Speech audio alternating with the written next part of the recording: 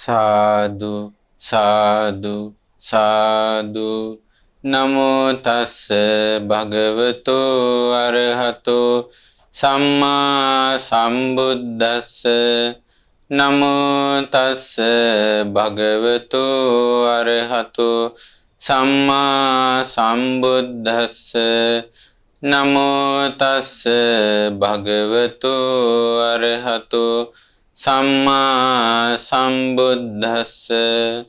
සාදු සාදු සාදු. ප්‍රඥාවෙන් අග්‍රේසර වූ සතර පටිසම්භිදාලාභී ෂඩ් අභිඥාලාභී නාගසේන මහරහතන් වහන්සේට අපගේ නමස්කාරය වේවා.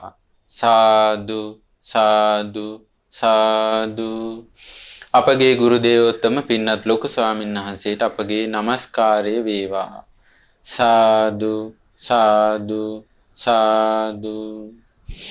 ශ්‍රද්ධාවන්ත පින්වත්නි, අද දින මගඵල ලබන මග ධර්ම දේශනාව සඳහා අනුග්‍රහය දරන්නේ නොවැම්බර් 18 වන දින 70 වන ජන්මදිනය සමරන කේ.ඩී. සීලවතී මෑණියන්ට සෙත් පැතීම පිණිස කුමුදු ප්‍රියංගිකා, අයෝමි ප්‍රියශාන්ති, හර්ෂා උදයංගනී සහ ගයනි නිසංසලා යන දියණිවරුන් විසින් තමයි විකාශන දායකත්වයේ දරන්නේ. පින්වත්නි, මගඵල ලබන මග ධර්මදේශනා මාලාව තුලින් අපි කතා බහ කරන්නේ මිලිඳු රාජ ප්‍රශ්නේ නැමැති දුර්ලභ ධර්මගන්තයේ අවසාන භාගයේදී අපට මුණ ගැහෙන උපමා කතා ඇසුරෙන් අපගේ නාගසේන මහරහතන් වහන්සේ විසින් මේ නිවන් මඟ පුරුදු කරන ශ්‍රාවකයෙක් විසින් දියුණු කරගත යුතු ගුණධර්ම ගැන පැහැදිලි කරලා තියෙනවා. එතකොට අපි එකින් එක ඒ උපමාව ඇසුරු කරගෙන ඒ අප විසින් පුරුදු කරගත යුතු ගුණධර්මයේ පිළිබඳව තමයි කතා බහ කරන්නේ. අපි මේ දිනවල කතා බහ කරමින් සිටින්නේ කෑදැත්තියකින් ගත යුතු අංග දෙක පිළිබඳව. පසුගිය වැඩසටහනේදී අපි පළමුවන අංගය ගැන කතා කළා. අද අපි කතා බහ කරන්න යන්නේ දෙවන අංගය පිළිබඳව. නාගසේන මහරහතන් වහන්සේ වදාරනවා, තවද මහරජාණෙනි, කෑදැත්තිය දවල් කාලයේ ගොදුරු පිනිස වනයේ හැසිර සන්ධ්‍යා කාලයේ තමාගේ ආරක්ෂාවට කෑදැති රංචුව වෙත යයි. ඔන්න දහවල් කාලේ මෙයා නිදහසේ ගහින් ගහට ගිහිල්ලා පළතුරු ආදී ආහාරයට ගනිමින් දහවල් කාලේ වාසය කරනවා. එතකොට රාත්‍රියේ නොයෙක් උවදුරු වෙනත් සත්වයන්ගෙන් තියෙනවා. එතකොට ඒ නිසා රාත්‍රියේ ආරක්ෂාව පතා මොකද කරන්නේ? කෑදැති රංචුව වෙත යනවා කියනවා. දැන් අපි දන්නවා රිලව්, වඳුරු වගේ සත්වයෝ වුණත් දවල් කාලේ නිදහසේ ගොදුරු හොයමින් කෑම කකා ගහින් ගහට යනවා. හැබැයි රාත්‍රී කාලේට මොකද කරන්නේ? විශාල ගහක පිරිසක් එකට තමයි ඉන්නේ. මොකද පිරිසක් එකට ඉන්නකොට ඒකේ ආරක්ෂාවක් තියෙන නිසා. ඒ වගේම නාගසේන මහරහතන් වහන්සේ වදාරනවා, එසේම මහරජාණෙනි, පිළිවෙතේ යෙදෙන භික්ෂුව විසින් කෙලෙස් බන්ධනයන්ගෙන් නිදහස් වීම පිණිස හුදකලාව තනිව වාසය කළ යුත්තේ. ඔන්න හුදකලාවේ තනිව වාසය කරන්න ඕන කුමක් සඳහාද? කෙලෙස් බන්ධනයන්ගෙන් නිදහස් වීම අරමුණු කරගෙන. එතකොට බලන්න පින්වත්නි, මේ ජීවිතේ කොච්චර සුන්දරද කියලා. කෙලෙසුන්ගෙන් නිදහස් වෙන්න ඕන, කෙලෙස් දුරු කරන්න ඕන කියන අදහස ඇතිව තනිව ඉන්නවා. දැන් සමහර විට මේ පෘථජන ලෝකයේ මිනිස්සු සමහරලාට තනියම ඉන්නවා. ඒ තනියම ඉන්නේ සමහරලාට පිරිසක් එක්ක ඉන්න බැරි හින්දා. එහෙම නැත්නම් කාත් කවුරුත් නැති හින්දා. නේද? ගැටුණු සිත නිසා සමහරලාට තනියම ඉන්නවා. එහෙම නැත්නම් උමතු බව නිසා තනියම ඉන්නවා. දැන් සමහර මානසික ප්‍රශ්න හැදුනාන් පස්සේ යා කැමති පැත්තකට වෙලා තනියම ඉන්න. හැබැයි මේ නිවන් මඟ පුරුදු කරන ශ්‍රාවකයා හුදකලාවේ වාසය කරන උතුම් අර්ථයක් ඇතුව, උතුම් අරමුණක් ඇතුව. ඒ තමයි කෙලෙසුන්ගෙන් නිදහස් වීමේ අරමුණ. එයා වන සෙනසුනක වෙන්න පුළුවන්, ආරණ්‍යක වෙන්න පුළුවන්, ග්‍රාමාන්ත සෙනසුනක වෙන්න පුළුවන්. හුදකලාවේ වාසය කරනවා. නොයෙක් පිරිස් පිරිවරාගෙන වාසය කරන්නේ. සිව්පසේ පෙරටු කරගෙන වාසය කරන්නේ නැහැ. දායක කාරකාදීන් එක කතා බහ කර කර සතුටු වෙන්නේ නැහැ. හුදකලාවේ ඉන්නවා උතුම් අදහසක් ඇතිව. ඒ තමයි කෙලෙසුන්ගෙන් නිදහස් වෙන්න ඕනේ කියන අදහස. මොකද පිරිස් පිරිවරාගෙන ඉන්නකොට, සිව්පසේ ගොඩ ගහගෙන ඉන්නකොට දායක කාරකාදීන් සමග ගනුදෙනු කරනකොට නොයේ කෙලෙස් පලිබෝධ තමන්ගේ හිත තුළ හට ගන්නවා. ලාභ සත්කාර කීර්ති ප්‍රශංසාවට හිත යට වෙනවා. අසත්කාර අසම්මාන වලට යට වෙනවා. නොයෙක් මසුරුකම් වලට හිත යට වෙනවා. එතකොට මේ ඒ වගේ හිත නිදහස් කරගන්න එක ගොඩාක් දුෂ්කරයි. මොකද ඒවා ඊටා සියුම් හඳුනගන්න දුෂ්කරයි. එතකොට එවැනි පලිබෝධ වලින් නිදහස් වෙන්න පුළුවන් තනියම ඉන්නකොට. හුදකලාවේ ඉන්නකොට දැන් ඒ කාලේ රහතන් වහන්සේලා මහා වනාන්තරේ කාත් කවුරුත් නැතුව හුදකලාවේ වාසය කළා. උන්වහන්සේලා මේ ජීවිතේ ලාභ සත්කාර කීර්ති ප්‍රශංසා ආදීන් එන හානි උන්වහන්සේලාට නැහැ. නමුත් මේ ජීවිතේම සැපසේ වාසය කරන්න ඕන නිසා හුදකලාවෙන් සතුටු වුණා. ඒ නිසා පින්වත්නි මේවා සාමාන්‍ය මිනිස් ස්වභාවයේ ඉක්මවා ගියපු ශ්‍රේෂ්ඨ ගුණධර්ම. ඒ තමයි උතුම් අදහසක් නැතුව උතුම් අදහසකින් යුක්තව හුදකලාවේ වාසය කිරීම. ඊළඟට නාගසේන මහරහතන් වහන්සේ වදාරනවා ඉදින් ඒ හුදකලා වාසයේ අරතියක් හටගන්නේ නම් නිකලෙස් උතුමන්ගෙන් උපවාද ලැබෙන බියෙන් තමාව රැකගනු පිණිස සංඝයා මැදට යා යුත්තේය. සංඝ පිරිසේ රැකවරණයේ මැද වාසය කළ යුත්තේය. මහරජාණෙනි කෑඳැත්තියගේ මේ දෙවෙනි අංගයේ ගත යුත්තේය. මහරජාණෙනි සහම්පති බ්‍රහ්ම රාජයා විසින් භාග්‍යතුන් වහන්සේ ඉදිරියේ මේ පවසන ලද්දේය. කෙලෙස් බන්ධනයන්ගෙන් නිදහස් වනු පිණිස භික්ෂුව හුදකලා සෙනසුන් ඈත වන සෙනසුන් ඇසුරු කළ යුත්තේය. ඉදින් ඒ හුදකලාවේ සිත නොඇලෙයි නම් සිහිනුවණින් යුක්තව සංඝයා තුල වාසය කරමින් තමාව රැකගත යුත්තේය කියලා වදාරනවා. එහෙනම් ඔන්න වඩා ශ්‍රේෂ්ඨ වෙනවා හුදකලාවේ වාසය කිරීම. දුර ඈත වන සෙනසුන් ඇසුරු කරගෙන තනියම සිටීම නිවන් මඟට බොහෝ උපකාරයි. හැබැයි යම් විදිහකට මේ හුදකලා වාසයේ යෙදෙනකොට හිත අරතියට වැටුණොත් අරතියට වැටෙනවා කියන්නේ කුසල් දහම් වඩන්න හිත නැමෙන්නේ. භාවනා කරන්න හිතෙන්නේ නැහැ, ධර්මය අහන්න හිතෙන්නේ නැහැ, වතක් පිළිවෙතක් කරන්න හිතෙන්නේ නැහැ, පන්සලකට යන්න හිතෙන්නේ නැහැ. ඒ අරතිය ආපුවන් පස්සේ අරතිය කියන්නේ මාර සේනාවක්. අපි තේරුම් ගන්න ඕනේ ඒක මාර සේනාවක්. ඒක මාරයට අයිති දෙයක්. Tamanට කුසල් දහම් වඩන්න හිත නැමෙන්නේ නැත්තම් තේරුම් ගන්න ඕන මං මාර සේනාවකට හිත යට වෙලා තියෙන්නේ කියලා. එයා නිදහසට කරුණු ගොඩාක් කියන මට මේ දවස්වල මේ ප්‍රශ්න කියලා. නමුත් දන්නේ හිත අරතියට වැටිලා. කුසල් දහම් වැඩිම තුළ හිත සතුටු වෙන්නේ. එතකොට ඒක හොඳට තේරුම් අරගෙන මොකද කරන්න ඕනේ? එතකොට මොකද තනියම ඉද්දී හිත මේ අරතියට වැටුනොත් හුදකලා වාසය තුළ හිත අරතියට වැටුනොත් ඊළඟ වෙන්න දේ තමයි එයා කාමයේ සොයාගෙන යනවා. කාමයන්ගෙන් සතුටු වෙනවා. එතකොට ඒ නිසා හුදකලා වාසයේ ඉන්නකොට ධර්මයේ තුලින් ධර්මයේ කල්පනා කර කර සතුටු වෙන සිත අපි හදා ගන්න ඕනේ. එහෙම නැතුව අරතියකට හිත යට වැටුනොත් එහෙම තේරුම් ගන්න ඕන ඊළඟ මොහොතේ හිත කාමයට වැටෙන්න පුළුවන්. ආන් ඒ නිසා මොකද කරන්න ඕනේ? ලස්සන වචනේ තියෙන බලන්න. නිකලෙස් උතුමන්ගෙන් උපවාද ලැබෙන බියෙන් තමාව රැකගනු පිණිස සංඝයා මැදට යා යුත්තේය. එතකොට හිත අරතියට වැටිලා හිත කාමයට වැටුනොත් එහෙම නිකලෙස් උතුමන්ගෙන් උපවාද ලැබෙනවා. එතකොට මේ නිකලෙස් උතුමන්ගෙන් උපවාද ලැබෙන බියෙන් මොකද නිවන් මාර්ග පුරුදු කරන ශ්‍රාවකයාගේ ස්වභාවයක් තමයි මේ නුවණැතියන් විසින් නිග්‍රහ කරන චූටි වරදක්වත් කරන්නේ. ඒකට බයයි. නුවණැතියන්ගේ දොස් ලබන දේවල් කරන්න කැමති නෑ. කයින්වත් වචනින්වත් මනසින්වත්.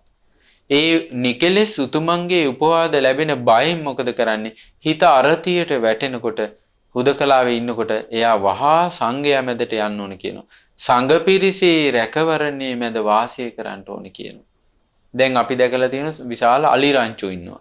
මුව රංචු ඉන්නවා. ඒ සත්තුන්ගේ ස්වභාවය තමයි පුංචි කාලේ ඒ ලොකු ඒ කියන්නේ වැඩිහිටි සතුන්ගේ ඇසුරේ තමයි ඉන්නේ. නැත්තම් ඒ පුංචි සතුන්ට දැන් ඇත් පැටියෙක් ගත්තොත් එහෙම ඒ අම්මා තාත්තත් එක්ක තමයි නිතර ඉන්නේ. නැත්තම් නොයේ කනතුරු සිද්ධ වෙන්න පුළුවන්. දැන් අපි ගත්ත පුංචි දරුවෙක් වුණත් පුංචි කාලේ අම්මා තාත්තා තමයි සියලු දේවල් රැක බලාගන්නේ. වැඩිහිටිය අය කන්න බොන්න දෙනවා, අනුතුරුදායක දේවල් පෙන්නනවා. ඒ වගේ තමයි මේ ශාසනය. මේ ශාසනයේ නවක භික්ෂුවකට ශාසනයට අලුතෙන් ආපු ශ්‍රාවකයෙකුට හොඳ නරක යහපත අයහපත පුරුදු කරන දේ පුරුදු නොකරන දේ ඇසුරු කළ යුතු කෙනා ඇසුරු නොකළ යුතු කෙනා මේවා ගැන ලොකු වැටහීමක් නැහැ. එතකොට මේ නුවණැති සබ්‍රහ්මචාරින් වහන්සේලා ගුරුවරු වැඩිහිටි ස්වාමීන් වහන්සේලා විසින් තමයි ඒ නිවන් මඟ පුරුදු කරන ශ්‍රාවකයා මුල් කාලේ නවක භික්ෂුවක් වශයෙන් ඉන්නකොට හික්මුවන්නේ. එතකොට හුදකලා වාසයෙන් සතුටින් ඉන්න බැරි නම් නාගසේන මහරහතන් වහන්සේ වදාරනවා ඒ වෙලාවට කරන්න ඕන සංඝ පිරිසේ රැකවරණේ මැද වාසය කරන්න ඕනි කියනවා. ආන් ඒක තමයි කෑඳැත්තියගෙන් ගත යුතු දෙවන අංගය. කෑඳැත්තිය දහවල් කාලේ වනේ හැමතැනම කෑම හොයාගෙන ගිහිල්ලා රාත්‍රී කාලේ ආරක්ෂාව පතා කෑඳැති පිරිස ළඟට එනවා වගේ මේ නිවන් මඟ පුරුදු කරන ශ්‍රාවකයන් මොකද කරන්න ඕනේ? හුදකලාවේ වාසය කරන්න ඕන. හුදකලා වාසයෙන් සතුටු වෙන්න ඕන. එහෙම නැතුනොත් එහෙම සංඝයා මැද වාසය කරන්න ඕනේ. බලන්න මහා චුන්ද කියන මහරහතන් වහන්සේ මෙන්න මෙහිම වදාරනවා. බණහන්ට කැමති කෙනා තුල ධර්මඥානෙ වැඩෙනවා. එහෙනම් ධර්මඥානෙ වැඩෙන්නේ කා තුලද? බණහන්න කැමති කෙනා. බණහන්න කැමති නැත්නම් එයාගේ යම් ධර්මඥානයක් තියෙනවා නම් ඒකත් නැති වෙලා යනවා. අලුතෙන් ධර්මඥානයක් ඇති වෙන්නේ නැහැ. සැක සංකා ඇති වෙනවා. ඊළඟට මේ මහා චුන්ද මහරහතන් වහන්සේ වදාරනවා ඒ ධර්මඥානීය තුලින් තමයි ඔහුගේ ප්‍රඥාව වැඩෙන්නේ. මොකද අහපු ධර්මයක් නැත්තම් බුදුරජාණන් වහන්සේ වදාළ ධර්මයේ දන්නේ නැත්තම් එයාට යෝනිසෝ මනසිකාරයේ යෙදෙන්න කාරණයක් නැහැ. Tamanට හිතෙන විදියට සිහි කරනවා මිසක් ධර්මයේ දන්නේ නැතිඳ ධර්මයට අනුව සිහි කරන්න දන්නේ. එයාගේ ජීවිතේට මොන හරි කරදර කම්කටොළු වෙද්දි කෙලෙස් පැන නගිද්දි එයා දන්නේ ඒක යෝනිසෝ මනසිකාරයේ උපද්දවාගෙන ඒ අකුසලේ බැහැර කරන්න. ඇයි යෝනිසෝ මනසිකාරය ඇති කරන්න නම් බුදුරජාණන් වහන්සේ වදාළ ධර්මයේ ඉගෙනගෙන තියෙනවා. ඒ ඉගෙනගෙන ඉන්න කෙනාට තමයි මොන හරි ප්‍රශ්නයක් ගැටලුවක් කෙනෙකුට වහා සිහි වෙනවා. යෝනිසෝ මනසිකාරයේ පිහිටනවා. ආන් ඒ යෝනිසෝ මනසිකාරයෙන් තමයි ප්‍රඥාව වැඩෙන්නේ. යථාර්ථය අවබෝධ කරගන්නට ඒ ප්‍රඥාවෙන් පුළුවන්. යථාර්ථය අවබෝධ කළාම තමයි සැප ලැබෙන්නේ. බලන්න පින්වත්නි මේ හැම වචනයකම තියෙන ගැඹුරු අර්ථය ජීවිතයේ යථා ස්වභාවය කියා දෙන මේ වචන මේ බුද්ධ භාෂිත ශ්‍රාවක භාෂිත මොනතරම් වටිනවද බලන්න. කොහොමද උන්වහන්සේ වදාරන්නේ බණහන්ට කැමති කෙනා තුල තමයි ධර්මඥානෙ වැඩෙන්නේ. ඒ ධර්මඥානෙන් තමයි ප්‍රඥාව වැඩෙන්නේ. ප්‍රඥාව වැඩුණාට පස්සේ තමයි යථාර්ථය අවබෝධ කරගන්න පුළුවන් ඉන්නේ. යථාර්ථය අවබෝධ කළාම තමයි සැප ලැබෙන්නේ. එතකොට අපේ ජීවිතේ අපිට සැප ලැබෙන්නේ නැත්තේ මොකක් නිසාද? යථාර්ථය අවබෝධ නොකිරීම නිසා. මේ සංස්කාර ධර්මයන්ගේ යථා ස්වභාවය තේරුම් නොගත් නිසා, මේ පටිච්ච සම්පාද ක්‍රියාවලිය පිළිබඳව අනෝබෝධය නිසා, අවිද්‍යා සහගත ජීවිත පැවැත්ම නිසා අපි බොහෝ දුක්ඛං කටළු විඳිනවා. හඬා වැළපෙනවා, ශෝක කරනවා නේද? බලාපොරොත්තු සුන් වෙලා බලාපොරොත්තු කඩා වැටලා ඉන්නවා. සියදී විනාසා ගන්නවා. ජීවිත කාලෙම හුල්ල ඉන්නවා. ඒකට හේතුව තමයි යථාර්ථය අවබෝධ නොවීම නිසා. යම් දවසක යථාර්ථය අවබෝධ කළොත් මේ ලෝකේ මොනවා වෙනස් වුණත් ඒක ලොකු අර්බුදයක් නෙවෙයි. ඇයි? යථාර්ථය තුල තියෙනවා සියලු සංස්කාර ධර්මයෝ අනිත්‍යයි කියලා. සියලු සංස්කාර ධර්මයෝ දුකට අයිති කියලා. සියලු සංස්කාර ධර්මයෝ අස්තිරයි කියලා. සියලු සංස්කාර ධර්මයෝ අපේ වසඟේ පවත්වන්න බෑ කියලා. සියලු සංස්කාර ධර්මයෝ අස්වැසිලි රහිතයි කියලා ඒ ධර්මයේ තුල සඳහන් වෙනවා. යථාර්ථය අවබෝධ කරපු ශ්‍රාවකයා මේ සංස්කාර ධර්මයන්ගේ මේ යථා ස්වභාවය දැකපු ගමන් ශෝක කරන්න දෙයක් නැහැ. ඒ සංස්කාර ධර්මයන් වෙනස් වෙලා ගියා කියලා දුකටපත් වුණා කියලා අපගේ වසඟේ පවත්වන්න බෑ කියලා ඒක අර්බුදයක් කරගන්නේ. ආන් ඒ නිසා තමයි පින්වත්නි චුන්ද මහරහතන් වහන්සේ වදාරන්නේ යථාර්ථය අවබෝධ කරන් පස්සේ සැප ලැබෙනවා කියනවා. සත්‍යං හවේ සාදු තරං රසානං මේ ලෝකේ සත්‍ය අතර වඩාත්ම රසවත් වන්නේ ආරි සත්‍ය අවබෝධයයි. ඊළඟට උන්වහන්සේ වදාරනවා දුර ඈත වනසෙනසුන් වල ඉන්න ඕනේ. නිතරම බුදුරජාණන් වහන්සේත් රහතන් වහන්සේලාත් ප්‍රශංසා කළේ දුර ඈත වනසෙනසුන් වල වාසය කිරීම. බුදුරජාණන් වදාරන අනාගතයේ භික්ෂූන් ඒ වගේ දුර ඈත වනසෙනසුන් ඇසුරු කරගෙන වාසය කරන්නේ නැත්තම් ඒක අනාගත බයක් කියනවා. ඒක අනාගත බයක් කියනවා. ඒ වගේම වදාරනවා ධර්මයේ හැසිරෙන්න ඕන සංසාර බන්ධනයෙන් නිදහස් වෙන්න හිතාගෙනමයි. ධර්මයේ හැසිරෙන ඒකායන අරමුණ තමයි සංසාර බන්ධනයන්ගෙන් නිදහස් වීම. තව කෙනෙකුට පෙන්වන්න, තව කෙනෙකුට රිද්දන්න, ප්‍රශංසා බලාපොරොත්තුෙන් දෙමව්පියොත් කරපු නිසා අපිත් කරන්න ඕනේ. එහෙම කියලා නෙවෙයි. මූලිකම අදහස ධර්මයේ හැසිරෙන්නේ සංසාර බන්ධනයෙන් නිදහස් වීම. නමුත් ඈත වනේ වාසය කරන්නට අකමැති නම් එයා තමාගේ ඉඳුරන් හොඳට රැකගෙන හොඳින් සිහිය පිහිටුවාගෙන උතුම් ස්වාමීන් වහන්සේලා සෙවණි වාසය කරන්න ඕනේ කියලා වදාරනවා. එතකොට හුදකලාවේ වාසය කරන්න බැහි නම් මොකද කරන්න ඕනේ? අකමැති නම් ඉන්ද්‍රියන් හොඳට සංවර කරගෙන ඒ වගේම හොඳට සිහිය පිහිටුවාගෙන උතුම් ස්වාමීන් වහන්සේලා ඇසුරේ වාසය කරන්න ඕනේ කියන. කොච්චර ලස්සනද පින්වන්නේ, කොච්චර පැහැදිලිද මේ නිවන් මාර්ග පුරුදු කරන ශ්‍රාවකයා තමන්ගේ ජීවිත පැවැත්ම හදාගන්නේ කොහොමද? ජීවිතේ දියුණු කරන්නේ කොහොමද? ආර්ය සත්‍ය අවබෝධයේ පිණිස මේ ජීවිතේ සකස් කරගන්නේ කොහොමද කියන කාරණේ මේ ශ්‍රාවකයන් වහන්සේලා ඒ සාසුන් වහන්සේ විසින් මනාකොට අපට දේශනා කරලා දීලා තියෙනවා. ඒ නිසා පින්වන්නේ නිවන් මාර්ග පුරුදු කරන ශ්‍රාවකයා හැම වෙලාවෙම තනියම ඉන්න උත්සාහ කරන්න ඕන. හුදකලා වාසය කරන්න ඕන. මොකක් අරමුණු කරනද? කෙලෙසුන්ගේ නිදහස් වීමේ අරමුණු කරගෙන, කෙලෙස් බන්ධනයන්ගෙන් නිදහස් වීම අරමුණු කරගෙන හුදකලාවේ ඉන්න ඕනේ. යම් වෙලාවක ඒ විදිහට හුදකලාවේ ඉන්නකොට හිත අරතියට වැටෙනවා නම්, කෙලෙස් උපදිනවා නම්, කාමයට හිත යට වෙනවා නම්, එයා වහා සංඝයා ඇසුරේ, වැඩිහිටි ස්වාමීන් වහන්සේලා ඇසුරේ වාසය කරන්න ඕන. හොඳට සිහිනුවන පිහිටුවාගෙන ඉන්ද්‍රියන් සංවර කරගෙන තමයි වාසය කරන්න ඕන. ආන් ඒකත් නිවන් අවබෝධයේ පිණිස ජීවිතේ දියුණු කරන ශ්‍රාවකයෙක් විසින් දියුණු කරගත යුතු ගුණයක් විදියට අපගේ නාගසේන මහරහතන් වහන්සේ විසින් පදාරලා තියෙනවා. ඊළඟට පින්වන්නේ අපගේ නාගසේන මහරහතන් වහන්සේ නිවසේ වසන පරවියාගෙන් ගත යුතු එක් අංගය ගැන පදාරලා තියෙනවා. මිලිඳු රජුව අසා සිටිනවා ස්වාමීනි නාගසේනයන් වහන්සේ නිවසේ වසන පරවියාගේ එක් අංගය ගැනීම කියන්නේ කුමක්ද?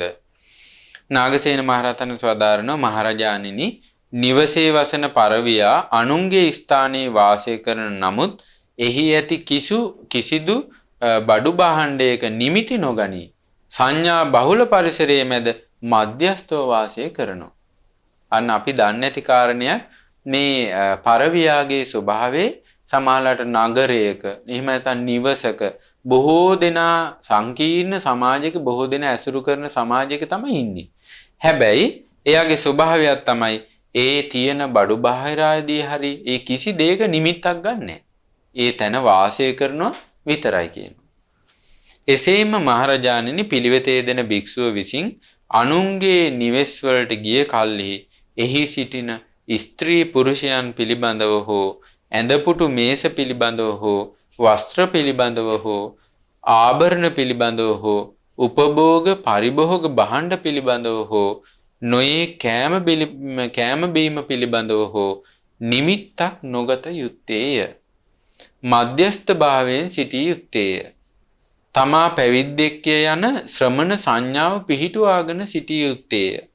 මහරජාණෙනි නිවසේ වසන පරවියාගේ මේ එක් අංගය ගත යුත්තේය. මහරජාණෙනි දේවාති දේව වූ භාග්‍යවතුන් වහන්සේ විසින් චුල්ල නාරද ජාතකයේදී මේ වදාරන ලද්දේය. අනුන්ගේ නිවසකට පිවිස ඔවුන්ගේ කෑම බීම පිළිබඳව නිමිති නොගත යුත්තේය.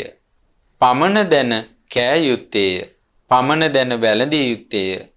එහි පෙනෙන අනේක රූපයන් මෙනෙහි නොකළ යුත්තේය කියලා අපගේ භාග්‍යවතුන් වහන්සේ චුල්ල නාරද ජාතකයේදී වදාරලා තියෙනවා කියලා. එහෙනම් දැන් නිවන් මාර්ග පුරුදු කරන ශ්‍රාවකයා සමහරලාට තමන්ගේ නිවසට සමහරට ගිහි කාලේ ජීවත් වෙච්ච නිවසට යන්න වෙනවා. දායක කාර්කාන්දීන්ගේ සමහර ධර්ම දේශනාවකට එහෙම නැත්නම් දානයකට ඒ කටයුතු වලට යන්න වෙනවා. එතකොට මේ ගිහි ගෙවල් වල ඉන්න මිනිස්සු භාණ්ඩ ඒ නොයේක උපභෝග පරිභෝග පිළිබඳව මේ නිමිති අනුනිමිති ගන්න එපා කියන. මේකට හොඳ අවස්ථාවක් තියෙනවා පින්වත්නි. අපි දන්නවා අපගේ රට්ටපාල මහරහතන් වහන්සේ පළමුවතාවටම අරහත්ත්වයටපත් වෙලා තමන්ගේ නිවසට වැඩම කරාට පස්සේ ගෙදරින් දානි දුන්නේ, පිණ්ඩපාති දුන්නේ. ඊට පස්සේ 16 පිල්නු වෙච්ච පිට්ටුවක් විසි කරන්න යනකොට 16ට කිව්වා නැගණියනි ඕක විසි කරන එකක් නම් පාත්‍රයට පූජා කරන්න කිව්වා. එදාට ඒ පිට්ටුව පිල්නු වෙච්ච පිට්ටුව වළඳලා හිටියා. එතකොට මේ බව දැනගත්ත තමන්ගේ පියාණන් ඇවිල්ලා කියා හිටියා ස්වාමීනි ඔබ වහන්සේගේ නිවස මේ තියෙන්නේ. ඇවිල්ලා මේ නිවසේ වාසය කරන්න. නිවසට ඇවිල්ලා වළඳන්න මේ හොඳ කෑම බීම තියෙනවා කියනවා. එතකොට කියනවා ගෘහපතිය අද මගේ දාන වේල මං ඒක හරි කිව්වා. ආයෙ ගැන හිතන්න දෙයක් නැහැ කිව්වා. එතකොට බලන්න දැන් තමන් බොහෝ කාලයක් ජීවත් වෙච්ච නිවස තමන්ගේම පියා ඉද්දී ඒත් ඒ ආරාධනා නොකර සිටිද්දී මේ අපේ ගෙදරනේ කියලා ගිහිල්ලා මේ තමයි මං හිටපු කාමරේ, මේ තමයි මගේ ධනිය, මේ මගේ අම්මා තාත්තා කියලා අයිතිවාසිකම් කියන්න ගියේ නෑ. එතකොට පසුවදා දානෙට ආරාධනා කරාට පස්සේ නොයේක් මුතුමැණික් පෙන්නන මේ ඔබේ පියා සතු ධනිය, මව සතු ධනිය, සීයා සතු ධනිය, මුතුන් මිත්තන් සතු ධනිය. ඔය පැවිද්ද අතහැරලා ගිහි ජීවිතයට පැමිණිලා පින් කරලා කාමයන් අනුභව කරමින් ඉන්න කියන. එතකොට නිකමටවත් හැරිලා බලන්නේ රට්ටපාල මහරහතන් සේදියා. මට මේසා මහත් ධනයක් සතු කෙනෙක්නි මං ගිහි කාලේ කියලා උන්වහන්සේ බැලුවේ නෑ. බලන්න මේ රහතන් වහන්සේලාගේ ජීවිත, ඒ රහතන් වහන්සේලාගේ නොඇලීම කොච්චර ලස්සනද. ඒකයි බුදුරජාණන් වහන්සේ වදාරනවා ඒ නිසා මේ ගමට පිණ්ඩපාතේ යන ගමට මොකක් හරි කාරණය නිසා යන භික්ෂුව හොඳට සංවරව ගමට යන්න ඕනේ කියනවා. වටපිට බල hina වෙවි එහෙම යන්න එපා කියනවා. දැන් ওই ශේකියා ශික්ෂාපදවල ගොඩාක් තියෙන්නේ මෙන්න මේ කාරණේට අදාළ වෙන කාරණා තියෙනවා. හොඳට සිවුර පොරවගෙන පරිමණ්ඩලයේ ඇතු ගමට යන්න කියනවා. ඊළඟට ගමට යනකොට සිවුරු ඔසවගෙන යන්න එපා කියනවා. වටපිට බල යන්න එපා කියනවා. කොක් හඬලා hina වෙමින් යන්න එපා කියනවා. අත්පද්ද යන්න එපා කියනවා. එතකොට බලන්න මේ හිසවසා මුළු හිසම පොරවගෙන වහගෙන යන්න එපා කියනවා. බිමට යොමු කළ ඇස් ඇතුව යන්න කියනවා. වටපිට බල යන්න එපා කියනවා. එතකොට අපි දන්නවා අනුරාධපුරයේ ගියේ රහතන් වහන්සේ නමක් එහෙම බොහෝ කාලයක් ගල්ලෙනක වාසය කරලා තියෙනවා. ඒ ගල්ලෙනේ සිවිලිමේ චිත්‍ර තිබිලා තියෙන උන්වහන්සේ දැකලා නැහැ. බොහෝ කාලයකට පස්සේ දායකයෙක් ඇවිල්ලා ස්වාමීනි ඔබ වහන්සේගේ ගුහාව හරිය ලස්සනයිනේ, ලස්සන චිත්‍ර කැටයම් තියෙනෝනේ කියලා කියනකොට තමයි උන්වහන්සේ එහෙමත් තියෙනවද කියලා ඇහුවේ. ඒතර කොච්චර සංවරයක් මේ සසර දුකින් නිදහස් වෙන්න අපේක්ෂාවෙන් මේ පැවිදි බවට පත්වෙච්ච ශ්‍රාවකයා තුල තිබිලා තියෙනවා. ඒ නිසා ඒ වගේ නිමිති අනුනිමිති ගන්න එපා කියන. ගිහි ගෙවල් වලට ගිහිල්ලා ඒ වගේ නිමිති අනුනිමිති ගන්න එපා කියනවා. බලන්න මහා කච්චායන මහරහතන් වහන්සේ ඒ පිළිබඳව මෙන්න මෙහෙම උන්වහන්සේගේ තේර ගාථාවේදී වදාරලා තියෙනවා. ඒ තමයි හැම දෙයක්ම කනින් ඇහුවත්, හැම දෙයක්ම ඇහින් දැක්කත්, දකින අසන ඔක්කොම දේවල් අතහරින්නට හෝ ගන්නට හෝ බුද්ධිමත් කෙනා කැමති නැහැ කියනවා. ලෑස්ති නැහැ කියනවා. එතකොට අපිට නොයේක් දේවල් කනින් ඇහෙනවා. ගුණ කියනවා, ප්‍රශංසා කරනවා, නින්දා අපහාස කරනවා, ධර්මයේ ඇහෙනවා, අධර්මයේ ඇහෙනවා. ඒක තමයි ස්වභාවය. ඒ වගේම තමයි නොයේක් දේවල් පේනවා අපිට. අපිට රාගය ඇති වෙන දේවල්, තරහ ඇති වෙන දේවල්, iriසියා ඇති වෙන දේවල් පේනවා. එතකොට පෘථග්ජන සත්වයාගේ ස්වභාවය තමයි අර ඇහෙන දේට අනුව ඒක එහෙම්ම පිටින්ම එයා පිළිගන්නවා. ඊට පස්සේ ඇහෙන දේට අනුව එක්ක රාගය ඇති කරගන්නවා, ද්වේෂය ඇති කරගන්නවා, කෙලෙස් ඇති කරගන්නවා.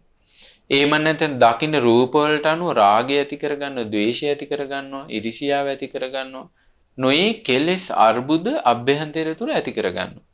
හැබැයි මේ නිවන් මඟ පුරුදු කරන ශ්‍රාවකයා ඒ අහන දකින්න හැමදේම ඒකාන්ත කොට පිළිගන්නේ. ඒ සියල්ල ගන්නෑ. එහි කුසල් නිමිති අනුනිමිති කුසල් ඇති වෙන දේවල් තියෙනවා නම් ඒක පිළිගන්නවා. අකුසල් වැඩෙන දේවල් තියෙනවා නම් ඒවා තුල සිත සංවර කරගන්නවා. බලන්න මහා කච්චායන මහරහතන් වදාරනවා ඒ නිසා නොබැලිය යුතු දේ ඉදිරියේ එයාට ඇස් තිබුණත් අන්ධෙක් වගේ. කොච්චර ලස්සනද බලන්න.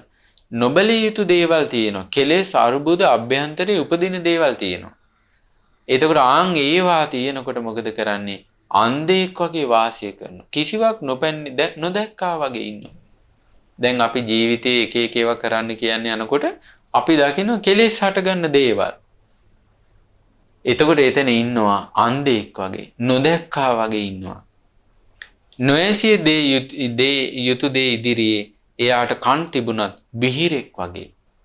සමහර ඒවා අපිට අදාළ නැහැ රටේ ලෝකේ ප්‍රශ්න, දේශපාලන ප්‍රශ්න. එතකොට මේවා අහන්න ගියන් පස්සේ නැති අරුබුද හට ගන්නවා අභ්‍යන්තරේ. ඒ වෙලාවට ඉන්න කෙනා බිහිරෙක් වගේ, කන් ඇහෙන්නේ නැති කෙනෙක් වගේ. ඒක තමාගේ අභ්‍යන්තරයට නොගෙන ඉන්න ඕනේ. නොඇසුණා වගේ ඉන්න ඕනේ. අභ්‍යන්තරේ ඒක ශ්‍රවණය කරලා කලඹ ගන්න නැහැ. ඊළඟට වදාරනවා නොදැනගත යුතු දේ ඉදිරියේ එයාට නුවණක් තිබ්බත් මෝඩෙක් වගේ ඉන්නවා කියනවා. දැන් අපේ ස්වභාවය තමයි මේ වගේ අර කෙලෙස් ඇවිස්සෙන, තරහ ඇවිස්සෙන, රාගය ඇති වෙන දේවල් අහන්න දකින්න කැමති. මොකද්ද දන්නේ වෙලා තියෙන අල්ලපු ගෙදර රණ්ඩුවක් නේ. මොකද දන්නේ උනේ මං දැනගත්තා කොයි වෙලාවෙ ඔය ප්‍රශ්න වෙයි කී අර ඒවා හරි උනන්දුයි. ඒවා හොඳට මතකයි. අවුරුදු 15ක් 20ක් ගිහිල්ලා හරි ඇහුවොත් එහෙම අසවල් ගෙදර මෙහෙම රණ්ඩුවක් වුණා කියනකොට ඔක්කොම මතකයි. හැබැයි ඊ අහපු බණපදේ මොකක්ද ඇහුවොත් ඒක මතක නැහැ. දැක්කද කෙලෙස් වල ස්වභාවය? එතකොට නොදැනගත යුතු දේවල් මේ ලෝකේ තියෙනවා. කෙලෙස් සහිත සත්වයා ඒවා දැනගන්න හරිය කැමතියි.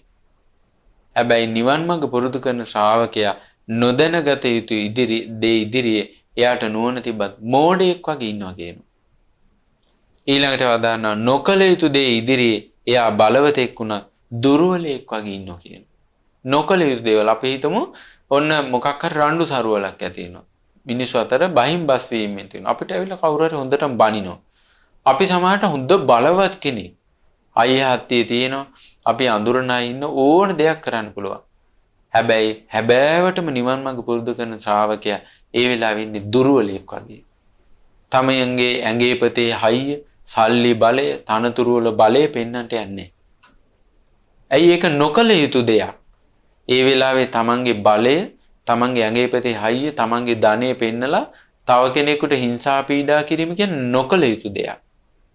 එතකොට මේ නිවන් මඟ පුරුදු කරන ශ්‍රාවකයා නොකල යුතු දේ ඉදිරියේ එයා මොකද කරන්නේ? දුර්වලයෙක් වගේ ඉන්නවා කියන. මොකෝවත් බැරි කෙනෙක් වගේ. දැන් ඔය අපි සමහර දන්නා ඉන්නවා. ඒ අයට සමහරලාට හොඳට ඔය ආත්මාරක්ෂක සටන් කලා කරලා තියෙනවා. සමහරලාට 7-8 දෙනෙකුට ගහන්න පුළුවන්. ඒ යම් කෙනෙක් මොනවා හරි කිව්වන් පස්සේ hina වෙලා අහගෙන ඉන්නවා. රණ්ඩුවට යන්නේ නැහැ. අන්න බලන්න මේ හැබෑවට මේ ශිල්පේ පිහිටපු කෙනා නිකන් අර ඒවා ලෝකෙට පෙන්වන්න යන්නේ දුර්වලයෙක් වගේ ඉන්නවා. බැනුම් අහගෙන ඉන්නවා. නිന്ദා පහස විඳගෙන ඉන්නවා. ඊළඟට සමහරලාට ගුටි කාලා ඉන්නවා. ඒවට මොකුත් කරන්න යන්නේ. ආන් ඒක තමයි සැබෑම බලවත්කම. සැබෑම පෞරුෂත්වය. තමන් ශක්ති සම්පන්නව බලවත්ව ඉඳලා තමන්ට ඉතා පහසුවෙන් දුර්වලයෙක්ව පීඩාවටපත් කරන්න පුළුවන්. ඒ ධර්මයේ සිහි කර කර ඒක නොකර ඉන්නවද? ආන් ඒක තමයි සැබෑම බලවත්කම කියන්නේ. ඊළඟට මේ මහාකච්චායන මහරහතන් වදාරනවා අයහපත පිනිස පවතින දේ ඉදිරියේ එයා ඉන්නේ ඇඳක දාපු මල කඳක් වගේ. ඇඳක දාපු මල කඳක් කියන්නේ කිසි ක්‍රියාකාරීත්වයක් නැති එකක්. ආන් ඒ වගේ අයහපත ඉදිරියේ එයා මල කඳක් වගේ ඉන්නවා කියනවා. ඒක කරන්න යන්නේ. පින්වත්නි අපිට මේ වගේ දේවල් කරන්න කියන්නේ යනකොට වහා මතක් වෙන්න ඕන මේ මහරහතන් වහන්සේලාගේ ඒ උතුම් වචන.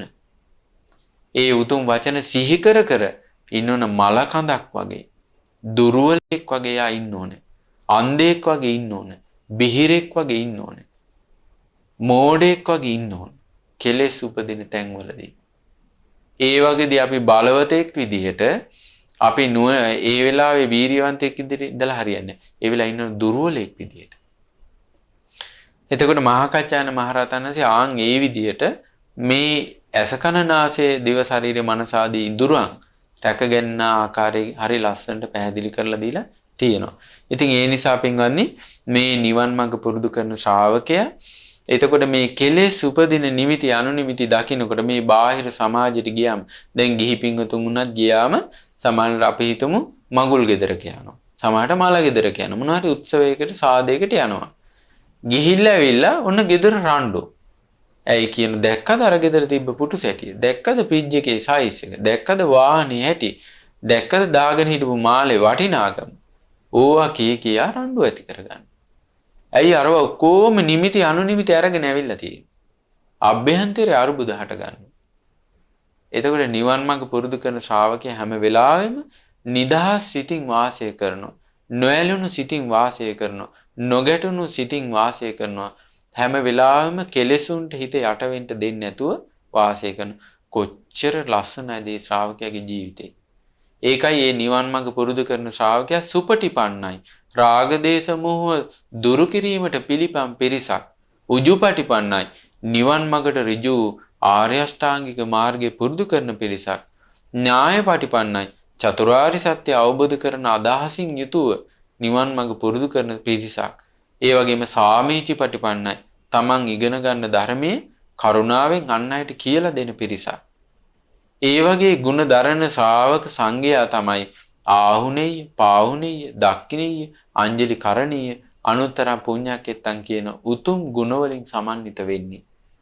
එතකොට එවැනි ගුණ ඇති ශ්‍රාවක සංඝයා දැකීම මහා වාසනාවක්. එවැනි ගුණ ඇති ශ්‍රාවක සංඝයා මේ ලෝකේ වැඩ සිටීම මේ දෙව් මිනිස් ලෝකයට මහා යහපතක් ඇති කරනවා. මොකද බුද්ධ රත්නයේ ලෝකෙට පහළ වීම දුර්ලභයි සේම, ධම්ම රත්නයේ ලෝකෙට පහළ වීම දුර්ලභයි සේම, ශ්‍රාවක සංඝ රත්නයේ ලෝකෙට පහළ වීම දුර්ලභයි. මේ වගේ උතුම් ගුණ සම්පත් දරාගෙන ඉන්න ශ්‍රාවක සංඝ රත්නයේ ලෝකයේ වැඩ සිටීම මහා සැපයක්. බුද්ධ ශාසනයක් ලෝකේ පවතින කාලයක විතරමයි ඒ ශ්‍රාවක සංඝ රත්නයේ ලෝකයේ දිස් වෙන්නේ. එතකොට මේ ශ්‍රාවක සංඝ රත්නයේ ලෝකේ පහළ වෙලා ඉන්න යුගයක ඉන්න වාසනාවන්ත මිනිසුන්ට විතරයි සංඝයා දැකලා වන්දනා කරගන්න හම්බ වෙන්නේ. සංඝයාට උපස්ථාන කරන්න හම්බ වෙන්නේ. සංඝයාගේ ගුණ සිහි කරන්න හම්බ වෙන්නේ. මේ ආදී නොයෙක් පුණ්‍යඵල රැස් කරගන්න වෙන්නේ මේ අනුත්තර පින්කෙත වූ ශ්‍රාවක සංඝ රත්නයේ ලෝකේ වැඩ ඉන්නකොට. ඒ ශ්‍රාවක සංඝ රත්නයේ මේ ලෝකේ නොයෙක් පිරිස අතර අග්‍රම පිරිස. දැන් ඔබට තේරෙනවද මේ ලෝකේ නොයෙක් පිරිස අතර මේ ශ්‍රාවක සංඝ රත්නයේ අග්‍ර වෙන්නේ ඇයි කියලා? ලෝකේ මෙවැනි ගුණ සම්පත් දියුණු කරන වෙනත් පිරිසක් අපට දකින්න ලැබෙන්නේ. අර කොසල් රජතුමා කියා සිටිනු නේද? සමහර ශ්‍රමණ බ්‍රාහ්මණයෝ කාලයකට මේවා කරනවා, කාලයකට ඒවා අතහරිනවා. හැබැයි බුදුරජාණන් වහන්සේගේ ශ්‍රාවක සංඝ රත්නයේ දිවි ඇති තාක් කල්ම, තමන්ගේ පණනල තියෙන තාක් කල්ම මේ ගුණ සම්පත් දියුණු කර කර චතුරාර්ය සත්‍ය ධර්මය අවබෝධ කරන්න, සසර දුකින් නිදහස් වෙන්න, හිත කෙලෙසුන්ගෙන් නිදහස් කරගන්න මහන්සි ගන්නවා. ඒ නිසා තමයි මේ සංඝයාට දෙන්න දානේ මහත්ඵලයි මහනිසංසයි කියලා බුදුරජාණන්සේ වදාළේ. එතකොට ඒ නිසා නාගසේන මහරහතන් වහන්සේ වදාරන විදිහට ඔන්න නිවන් මඟ පුරුදු කරන ශ්‍රාවකයා බාහිර සමාජයට ගියන් පස්සේ ඒ මිනිස්සු බඩමුට්ටු උපභෝග පරිභෝගයේ බහඬ ඒ කිසිදු දෙයක නිමිත්තක් අරන් ඉන්න එපා කියන. මොකද මේ නිමිති අරගෙන ආරණ්‍යයට ආවත් ඊට පස්සේ නිමිති තමයි සිහි වෙන්නේ. බණ භාවනාවක් කරගන්න විදිහක් නෑ. අර කියපු කරපු දේවල් මතක් වෙනවා. අහපු දේවල් මතක් වෙනවා. දැකපු දේවල් මතක් වෙනවා. ඒ වගේ නිමිති අනුනිමිති අරගෙන ඇවිල්ලා. ඒ නිසා හිත සංවර කරගෙනයි ඇතුළු ගමට ගිහි ගෙවල් වලට යන්න ඕනේ. එතකොට පින්වත්නි නාගසේන මහරහතන් වහන්සේ ඒ වගේම හරිය ලස්සන කාරණයක් මෙතන සඳහන් වෙනවා. ඒ නොයෙක් දේවල් දකින්නකොට තමා පැවිද්දෙක් යන ශ්‍රමණ සංඥාව පිහිටුවාගෙන සිටිය යුත්තේය. ශ්‍රමණ සංඥාව. මම ශ්‍රමණියෙක්. දැන් අම්මා කෙනෙක් තාත්තා කෙනෙක්, මම මවක්, මම පියෙක්, ඒ වගේම මම ගුරුවරයෙක්, මම වෛද්‍යවරයෙක් කියන වැටහීම තියෙනවා. ඒ වගේ ශ්‍රමණයා මම ශ්‍රමණියෙක් කියන වැටහීම තියෙනවා. ඒකයි බුදුරජාණන්සේ ওই දසධම්ම සූත්‍රයේදී වදාරන්නේ. බුදුරජාණන්සේ වදාරනවා මේ මම දුර්වර්ණ භාවයට පත්වෙච්ච කෙනෙක් කියලා නිතර නිතර ශ්‍රමණයා සිහි කරන්න ඕන කියනවා. දැන් සාමාන්‍ය ගිහි ජනතාව නොයේක් සැරසිලි කරනවා. නමුත් පැවිද්දා මේ නොයේක් සැරසිලි කරන කෙස් බාලා ඊළඟට දැන් ගිහි කෙනෙක් ඉන්න නොයෙක් සැරසිලි තියෙන ඇඳුම් ආයිත්තන් අඳිනවා. පැවිද්දා එහෙම නැතු මේ කඩ කපාපු සිවුරක් පාවිච්චි කරන්නේ. කනකට ආභරණ ආදී පාවිච්චි නොකර මේ ශ්‍රමණේකට ශ්‍රමණ සාරූප්‍යයට සුදුසු විදිහට තමයි වාසය කරන්නේ. ඒක සිහි කරන්න කියනවා.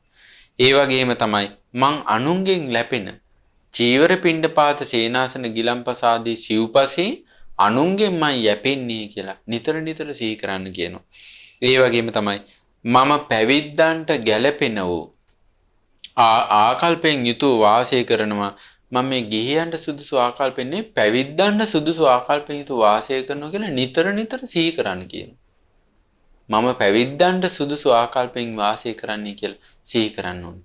එතකොට ගිහි සමාජයට යන ශ්‍රාවකයා මම පැවිද්දෙක්, මම ශ්‍රමණයෙක් කියන ඒ ශ්‍රමණ සංඥාව Taman තුල හොඳට පිහිටුවා ගන්න ඕනේ. එතකොට අන්න નિરાයාසයෙන් මෙයාගේ ඉන්ද්‍රියයන් සංවර වෙන්න පටන් ගන්නවා. එතකොට පින්වත්නි ඊළඟට අපගේ නාගසේන මහරහතන් වහන්සේ බකමූණගෙන් ගත යුතු අංග දෙක පිළිබඳව තමයි වදාරන්නේ. මිලිඳු රජුව අසා සිටින ස්වාමීනි නාගසේනයන් වහන්සේ බකමූණගෙන් ගත යුතු අංග දෙක මොනවාද? නාගසේන මහරහතන් වහන්සේ වදාරන මහරජාණෙනි බකමූණා කපුටන් හා තදින් විරුද්ධය. රාත්‍රියේ කපුටු සමූහයා සිටින තැනට ගොස් බොහෝ කපුටන් වනසනු. අපි දන්නේ නැති දෙයක් බලන්න. කපුටන් එක්ක බොහොම විරුද්ධයි කියන බකමූණා. රාත්‍රී කාලේ කපුටට මුකුත් කරගන්න බෑනේ. එතකොට මොකද කරන්නේ? කපුටු කූඩු තියෙන තැන් වලට ගිහිල්ලා ඒ බකමූණා ඒ අය විනාශ කරලා දානවා. එසේම මහරජාණෙනි පිළිවෙත යෙදෙන භික්ෂුව විසින් තමා චතුරාර්ය සත්‍ය අවබෝධය නොකොට අඥානව සිටීම ගැන තදින් විරුද්ධ විය යුත්තේය.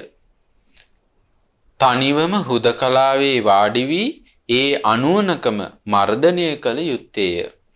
මුලින්ම සින්ද යුත්තේය. මහරජාණෙනි බමුණාගේ මේ පළමු අංගයේ ගත යුත්තේය. දැන් බලන්න අපි සියලු දෙනාම දැන් මේ චතුරාර්ය සත්‍ය අවබෝධ නොකර අඥානව සිටින ජීවිත තමයි තියෙන්නේ. හැබැයි මේ ලෝකයේ කීයෙන් කී දෙනාද ඒ ගැන පසුතැවෙන්නේ. ඒ ගැන දුක් වෙන්නේ. අනේ මම තවමත් චතුරාර්ය සත්‍ය අවබෝධ කරලා නැහෙනි. මම තාම සසරේට වැටිච්ච මිනිසෙක්නේ. මම සසර දුකින් නිදහස් වෙලා නැහෙනි. මට මේ බිහිසුණු සසරේ සියලු දුක් විපාක අනතුරු මට තාම භුක්ති විඳින්න තියෙනවනේ කියලා ඒ ශ්‍රාවකයා කීයෙන් කී දෙනාද සිහි කරන්නේ. බලන්න නාගසේන මහරහතන් වහන්සේ වදාරනවා චතුරාර්ය සත්‍ය අවබෝධ නොකොට අඥානව සිටීම ගැන තදින් විරුද්ධ වෙන්න ඕනේ කියලා.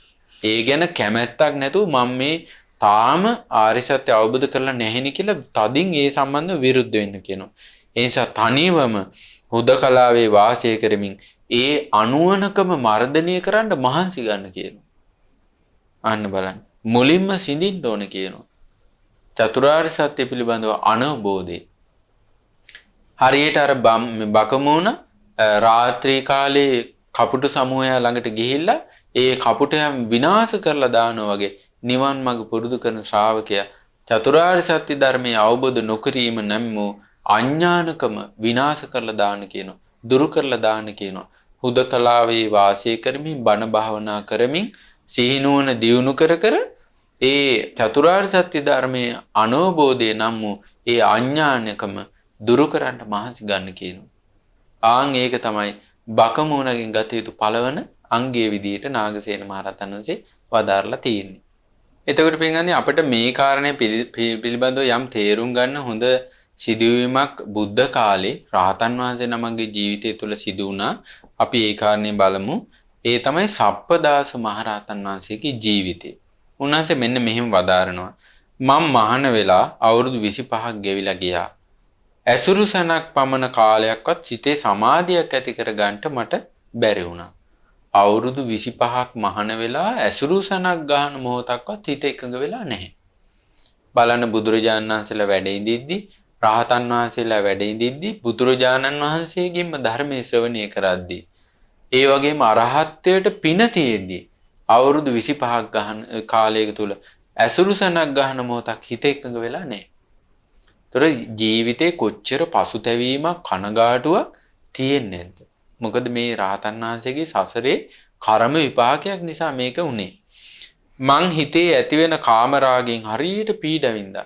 චිත්ත සමාධියක් නැහැ කියන්නේ ඒ වෙලාවේ නීවරණ බලවත් වෙනවා.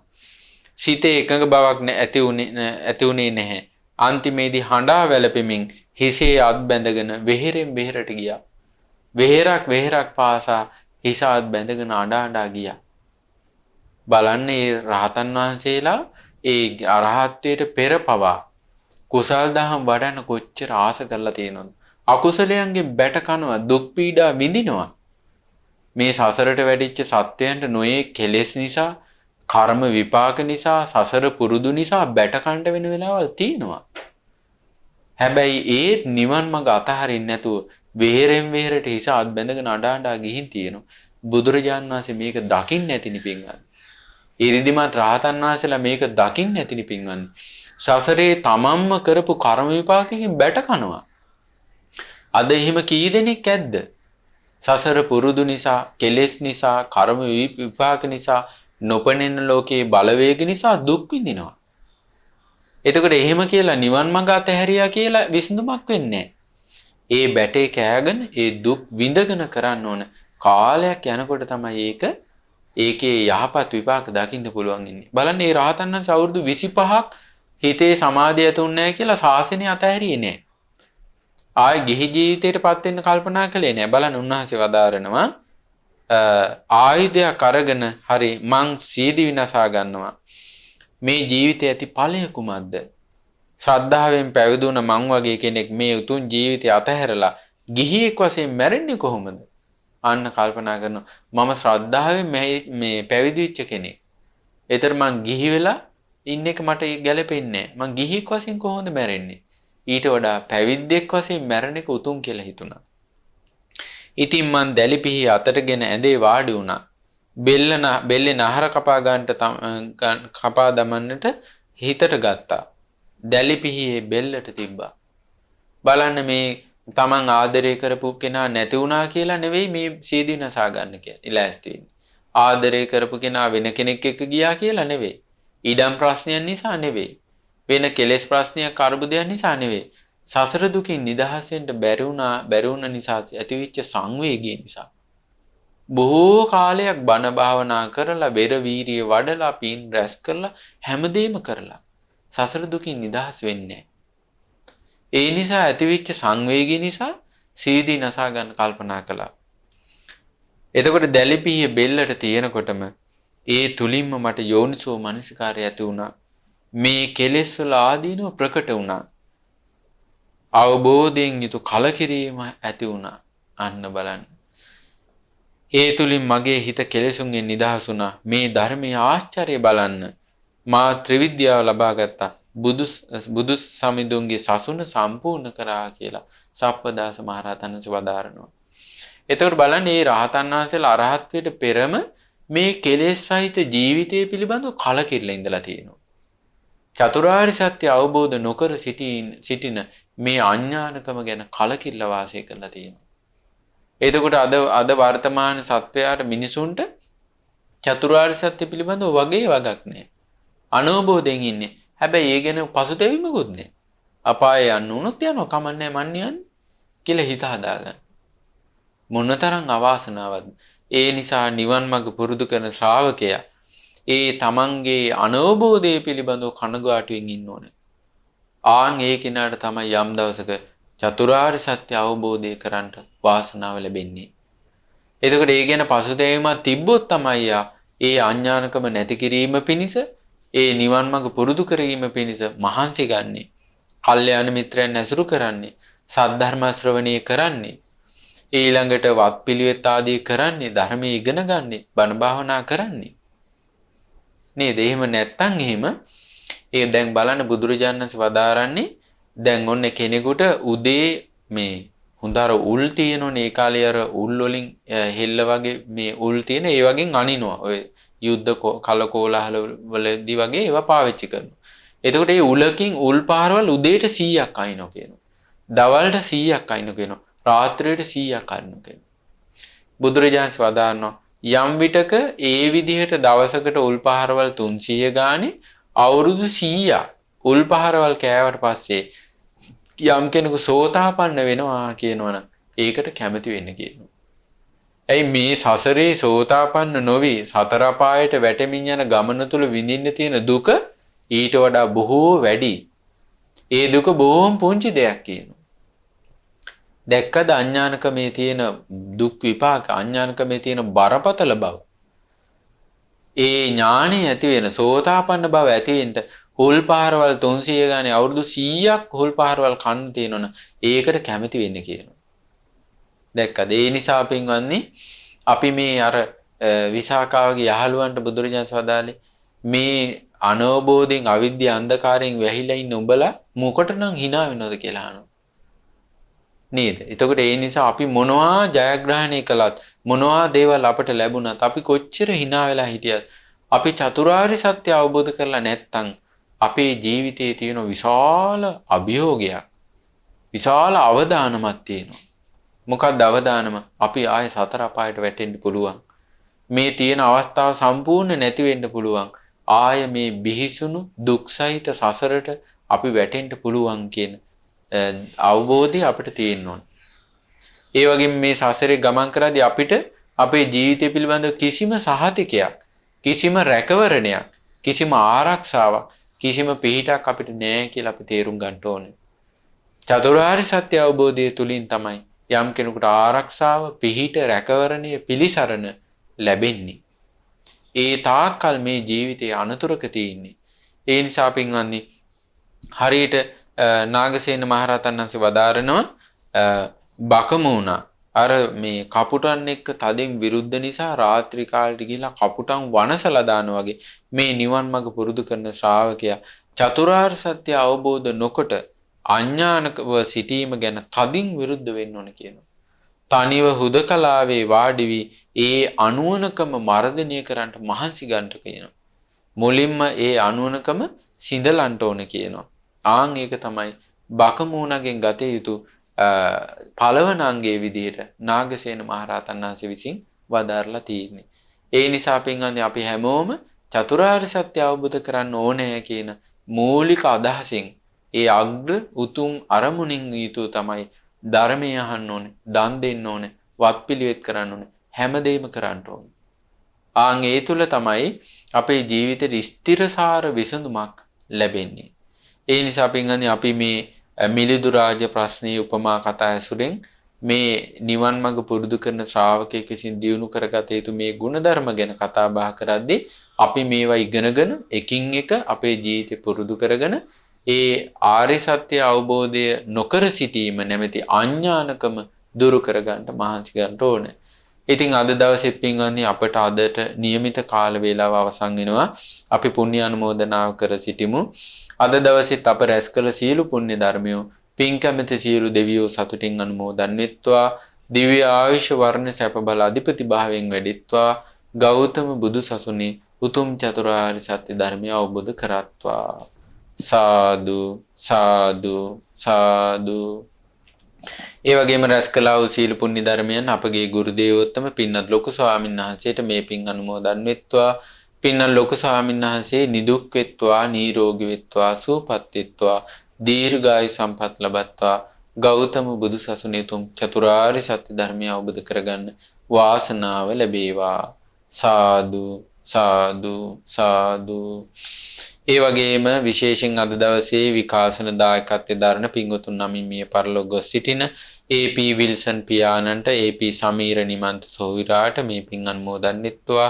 දායකත්වයේ දරන සියලු දෙනා නමින් මියගේ සියලු ඥාතිහිත මිත්‍රාදීන්ට මේ පින් අනුමෝදන් වෙත්වා. ඒ අයගේ පරලොව ජීවිත සුවපත් වෙත්වා, සැපවත් වෙත්වා, සංසාර දුකින් අත මිදෙත්වා. සාදු සාදු සාදු. ඒ වගේම රැස් කළා වූ සියලු පුණ්‍ය ධර්මයන් නොවැම්බර් මාස 18 වන දිනට 70 වන ජන්මදිනය සමරන KD සීලවතී මෑණියන්ට මේ පින් අනුමෝදන් වෙත්වා. ඒ පින්වත් මෑණියන් නිදුක් වෙත්වා, නිරෝගී වෙත්වා, සුවපත් වෙත්වා, දීර්ඝායු සම්පත් ලබත්වා. ගෞතම බුදු සසුනේ තුම් චතුරාර්ය සත්‍ය ධර්මය අවබෝධ කරගන්න වාසනාව ලැබේවා. සාදු සාදු සාදු. ඒ වගේම රැස් කළා වූ සියලු පුණ්‍ය ධර්මයන් අද දවසේ විකාශන දායකත්වයේ දරන කුමුදු ප්‍රියංගිකා අයෝමි ප්‍රිය ශාන්ති හර්ෂා උදයංගනි ගායනි නිසංසලා කියන මේ මහත්මීන්ට මේ පින් අනුමෝදන් වෙත්වා. ඒ පින්වතුන්ගේ පවුල්වල සියලු ඥාති හිත මිත්‍රාදීන්ට මේ පින් අනුමෝදන් වෙත්වා.